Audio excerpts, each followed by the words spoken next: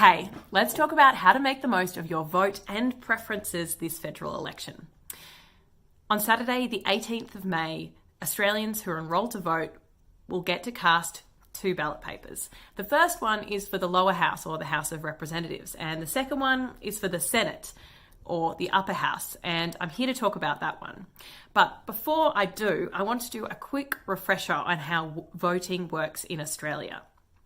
In Australia, we have a system of preferential voting, and that means that your vote counts even if your first choice candidate is eliminated because they didn't get enough votes to be elected. So if your first preferred candidate has the fewest first preference votes, your vote will go to the candidate that you preferenced second. And if your second preferred candidate has the fewest votes, even after counting all of those second preferences, your vote will go to the candidate that you preferred third, and so on. So now we understand that, we're going to talk about the ballot papers. So first of all, the small ballot paper is for the House of Representatives. That's for your local MP, such as Greg Hunt in the seat of Flinders, Adam Bandt in the seat of Melbourne, Jed Carney in the seat of Cooper, or Karen Phelps in the seat of Wentworth. In order to form government in their own right, the Coalition or the Labor Party have to get 76 lower house seats. So your lower house vote is super important. Voting in the lower house is actually pretty easy. You just have to number 1 to however many candidates there are on the ballot paper. There's usually between about 5 and 10. All I'll say about this is just have a think about who you're preferencing second, third, and fourth, and so on, as well as who you're preferencing first. With so many independents and new parties lining up this year, think carefully about those top 3 or 4, because one of those could end up being the one that's being elected. There are some resources in the description of this video that might help you decide who you want to vote for and get some more information about those candidates too. Also, remember that you do not have to follow the how to vote cards that are handed out by the parties at polling booths. You can put your preferences wherever you want, and you don't have to follow their guidelines. Okay, now to the one that I'm really here to talk about, and that's the Senate ballot paper, or the really long ballot paper. So in the Senate, you can either vote above the line for grouped candidates or parties, or below the line for individual candidates. Now, before the 2016 election, the voting rules in the Senate changed. So it means that you have complete control over your preferences, regardless of if you vote above the line or below the line.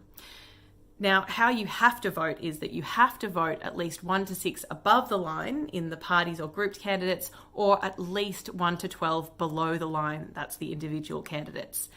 But if you're 1 to 6 parties or grouped candidates, or 1 to 12 individual candidates below the line don't get enough votes, or for example, your first preference already got enough votes, already got that 14%, but your other preferences didn't get enough to get that 14%, your vote will not count towards any candidate. It'll be exhausted.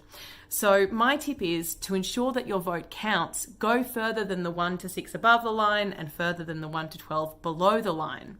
Keep numbering until you get to a party or candidate that you definitely do not want in the Senate. This is particularly important this election. So last election, in the 2016 election, senators only needed about 7% of the vote to be elected. This is because the 2016 election was called following a double dissolution, so all Senate spots were up for grabs. This time around, in 2019, we're back to the normal half Senate election, which is how it usually happens. But this means that senators need 14% of the vote to be elected. So you want to make sure that your vote counts and isn't exhausted. Now, you might be thinking going further than 1 to 6 or further than 1 to 12 might mean that you're looking at these parties and you don't know what they stand for. It is a bit tricky. I don't understand what all of them stand for, but what I'm going to do is my research. Have a quick Google of the parties.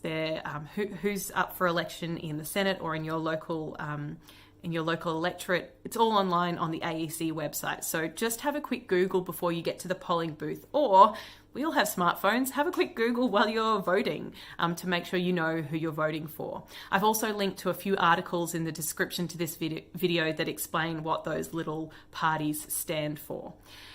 For example, the Yellow Vest Australia Party is the new name for the old Australian Liberty Alliance, which is like a generally libertarian and Islamophobic anti-immigration party. So if you don't want to vote for them, just don't preference them. But look into other parties that you might be interested in preferencing and might not mind if they're in the Senate.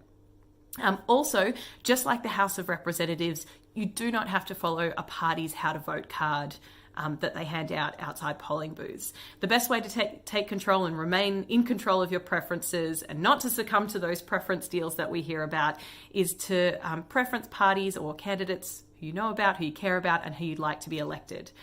And remember, just stop numbering as soon as you get to a candidate, in the Senate at least, stop numbering as soon as you get to a candidate or party that you would never want to see in the Senate. That is it. Thank you so much for watching. Please like, share, subscribe, comment with any questions, and happy voting.